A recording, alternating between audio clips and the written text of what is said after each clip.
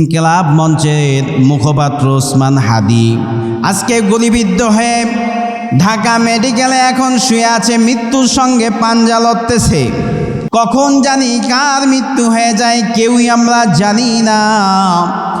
বলুন তো, অনেক বয়স হয়ে গেছে না, একদম টকবগে যুবক, পুরো দেহের মধ্যে শুধু দেশের জন্য ভালোবাসা। বর্তমান উপদেষ্টাদের কাছে, প্রধান উপদেষ্টা অন্তর্বর্তীকালীন সরকারের কাছে আমরা জোরালো আবদার করব, এই ভাইয়ের উপরে যারা হামলা চালিয়েছে, তার মাথায় গুলি করেছে একাধিক গুলি, নির্দিষ্টভাবে সূক্ষ্মভাবে তদন্ত করে সকলকে জানি বিচারের আওতাধীন করা হয়। এই ব্যক্তি যে এই যে দেশপ্রেমালা ব্যক্তি, যুবক, আজকে মৃত্যুর সঙ্গে পাঞ্জা লড়তেছে। এ যুবক, আমরা কত যুবকের খবর পাই বন্ধুকে বাসা থেকে ডেকে নিয়ে হত্যা করে ফেলতেছে। আমরা কত খবর পাই ওই যে বাসার মধ্যে কাজের লোক মহিলা সেজে, কাজের লোক মহিলা অন্য কিছু সেজে মা মেয়েকে হত্যা করে ফেলছে। হায়াতের জিন্দেগির কোনো গ্যারান্টি নাই। সুতরাং নবীর সুন্নাতওয়ালা জিন্দেগি যাপন করো। আল্লাহ তাআলা এটাই বলেন, ওয়াফিহা নুঈদুকুম, কবরে যাইতে হবে, কবরের জন্য কি সামান তৈরি করছো, কবরে যাইতে হবে কি রেডি করেছো। শুধু দুনিয়ায় টাকাই বানাইলা, অর্থই বানাইলা, ক্ষমতাই বানাইলা, ক্ষমতার চেয়ারেই বসলা, বাড়ি করলা, গাড়ি করলা, কবরের জন্য কিছুই করলা না। তোমার মতো বোকা আর কেউ নাই। কবরের জন্য কি করেছ? কবর দেশের জন্য কি প্রস্তুত করেছ? কারণ কবরের মধ্যে যখন রাখা হবে, কবরের দুই পাশের মাটির চাপ কিভাবে সহ্য করবা বলো? কবরে যেই মুনকার নাকির আসবেন, সওয়াল জবাব হবে, কি সওয়াল জবাবের উত্তর দিবা বলো? কি রেডি করেছ?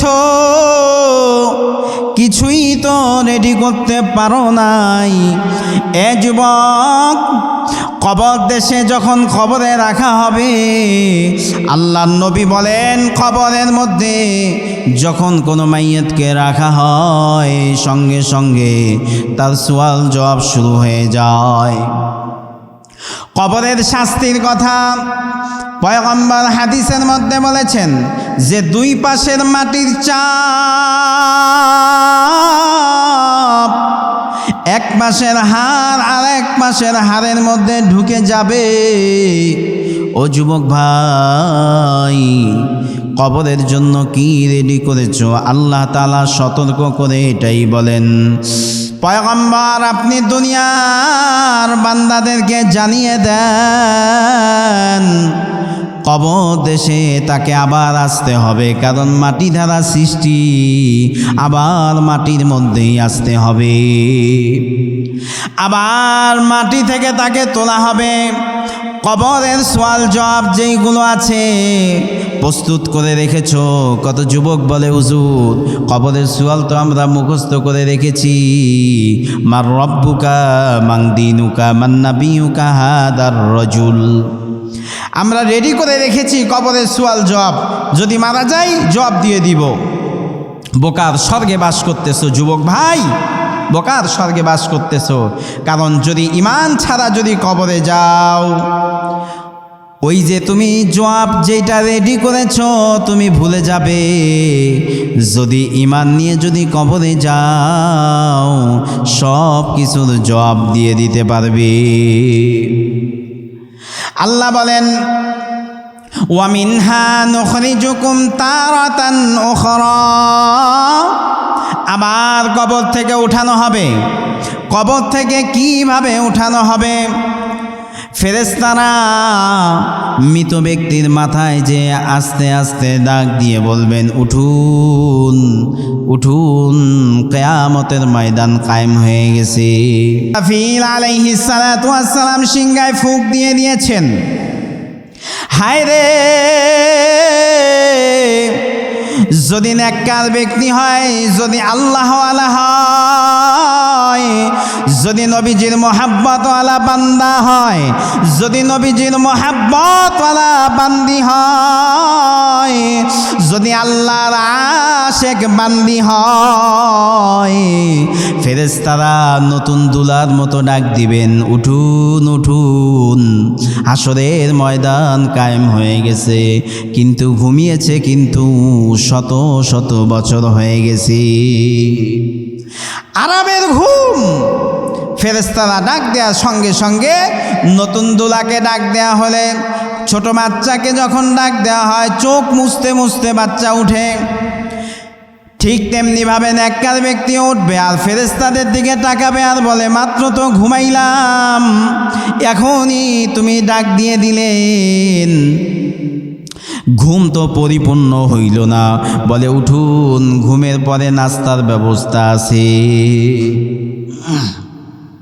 কিন্তু বৎকারের জন্য এই যে আরামের বয়ান করলাম, আরামের কথা বললাম, নবীজি হাদিসের মধ্যে আরামের কথা বলেছেন, কিন্তু বৎকার ব্যক্তির জন্য কি এই ব্যবস্থা? না না, বৎকার ব্যক্তির জানটা যখন কবজ করা হবে, জিবরাইল আলাইহিস সালাতু ওয়াস সালাম পয়গম্বরের কাছে বলেন, ওগো নবীজি, বৎকার ব্যক্তির জান যখন কবজ করা হবে, আজরাইল আলাইহিস সালাম যখন তার সাথে 70,000 ফেরেশতা নিয়ে যখন উপস্থিত হবেন, বৎকার ব্যক্তির জান আজরাইল আলাইহিস সালামের চেহারা দেখা মাত্রই তার জান বৃদ্ধাঙ্গুলের ভিতরে চলে যাবেন, একদম ভিতর দিয়ে চলে যাবে।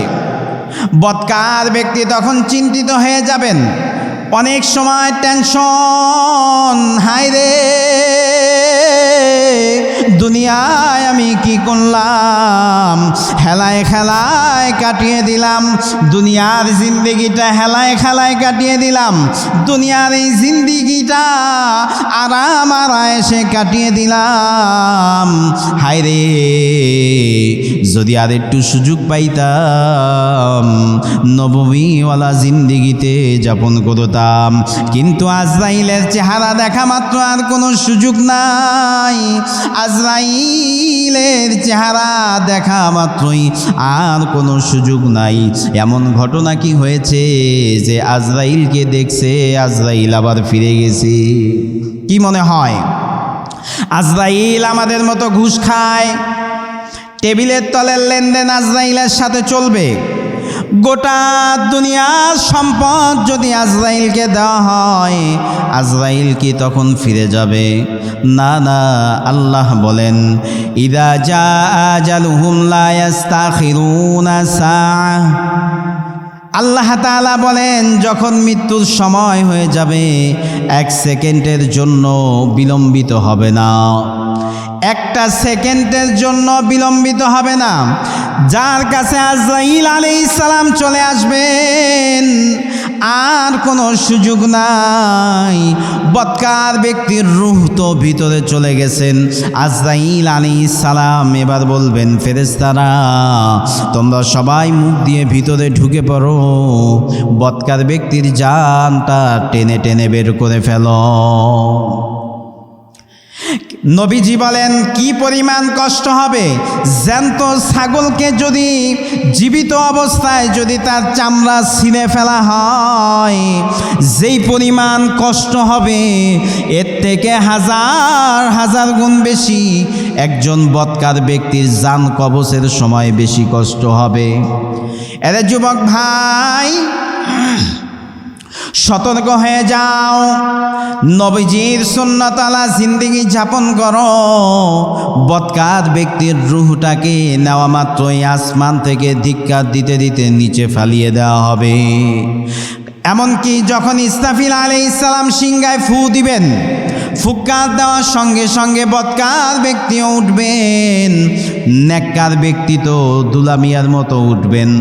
বদকার ব্যক্তি তো নিজের জিভ টানতে টানতে নাফসি নাফসি বলতে বলতে উঠবেন।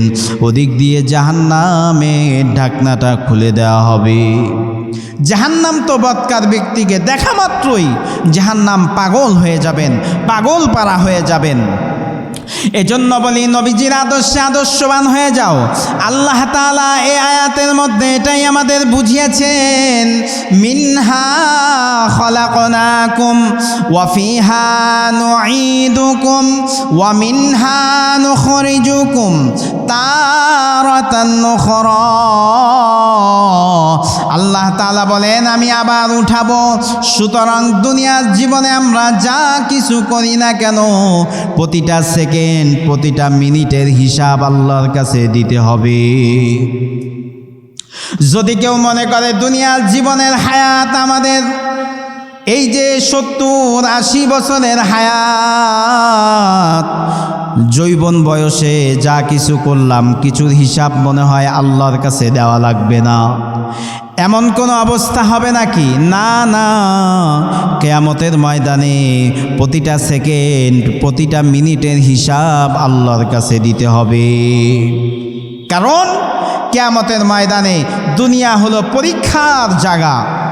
পরীক্ষার হলে তুমি যা করবা করো, কোনো সমস্যা নাই, কিন্তু ফলাফলের সময় রেজাল্টের সময় বোঝা যাবে তোমার পরীক্ষা দেওয়াটা কেমন হয়েছে।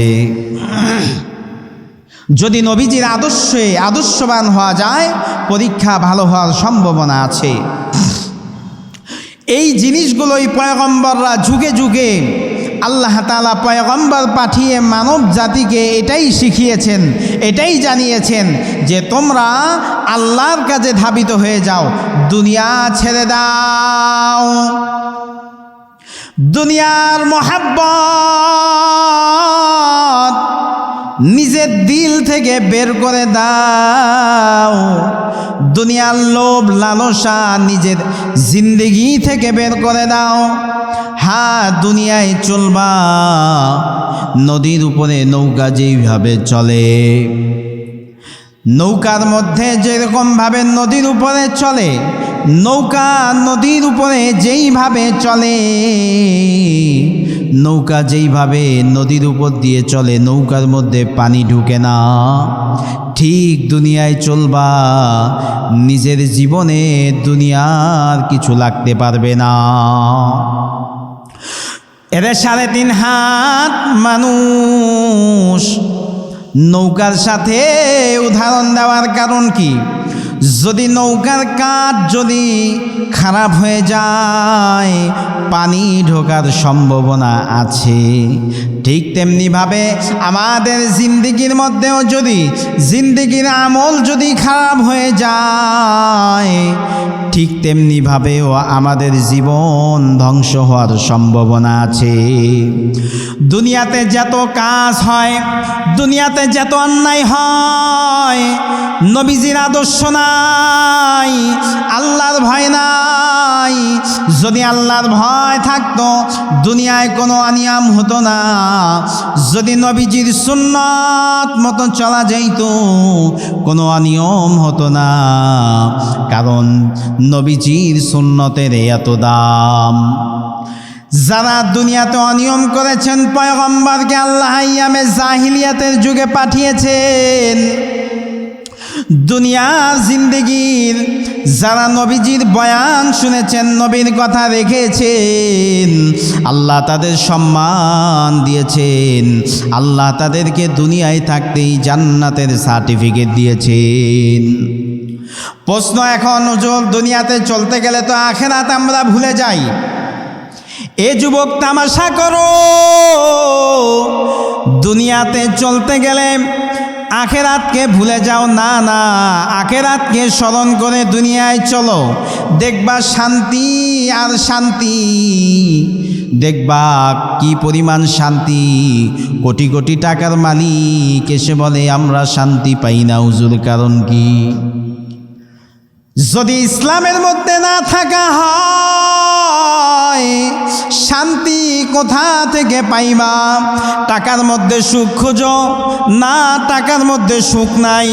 দুনিয়াতে তুমি শান্তি খুঁজো না, দুনিয়াতে শান্তি নাই। দুনিয়াতে তুমি যত আরামায়েশ করো, যত শান্তি করো, অন্তরে তোমার শান্তি নাই। ধানমন্ডিতে, গুলশানে তোমার বাড়ি থাকতে পারে, গুলশানের মতো জায়গায় তোমার বিশাল বাড়ি থাকতে পারে, ধানমন্ডির মতো জায়গায় তোমার বিশাল বাড়ি থাকতে পারে, ঢাকা শহরের 4-5টা বাড়ির মালিক হতে পারো, গাড়ির মালিক হতে পারো, কোটি কোটি টাকার মালিক হতে পারো, কিন্তু নবীজির সুন্নত নাই, তোমার দিলে শান্তি নাই। কোথায় জানি একটি ঘাটতি দেখা দেয়, কোথায় জানি অশান্তি অশান্তি অশান্তি লাগে। দুনিয়ায় চলো, ব্যবসা করো, হালাল কাজ করো, যা কিছুই করো আল্লাহর বিধান অনুযায়ী করো, কারণ আল্লাহ তাআলা তো ব্যবসাকে হালাল করেছেন। আহাল্লাল্লাহুল বাইআ ওয়া হাররামার রিবা, আল্লাহ ব্যবসাকে হালাল করেছেন, সুদকে আল্লাহ হারাম করেছেন।